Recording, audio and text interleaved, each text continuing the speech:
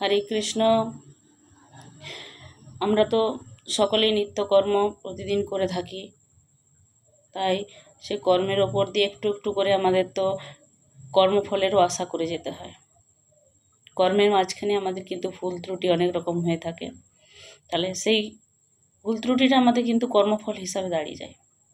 তাহলে সেই ফলটাও আমাদেরকে ভোগ করতে হয়। তার জন্য আমাদেরকে একজনের কাছে বা একজনকেই প্রার্থনা করতে হয়, যিনি আমাদের সর্বশ্রেষ্ঠ ভগবান। কারণ তিনি একমাত্র পারেন আমাদেরকে এই বিপদ থেকে উদ্ধার করার জন্য। তাই ফলাফলের জন্য পরম নিয়ন্তার উপর ভরসা রেখে সাহায্য আত্মরক্ষা করতে হয় বা বিস্তার লাভের জন্য নিষ্ঠা কর্তব্যকর্ম করে যেতে হয়।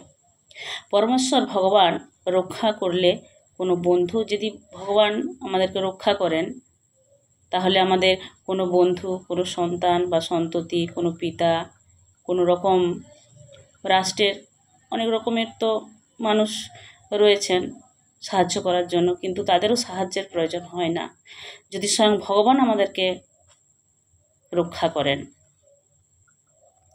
তাই পরমেশ্বর ভগবানের কাছে প্রার্থনা করতে হয় তিনি যেন আমাদেরকে রক্ষা করেন, কারণ সে আত্মরক্ষার অনুসন্ধানই হচ্ছে মানব জীবনের উদ্দেশ্য।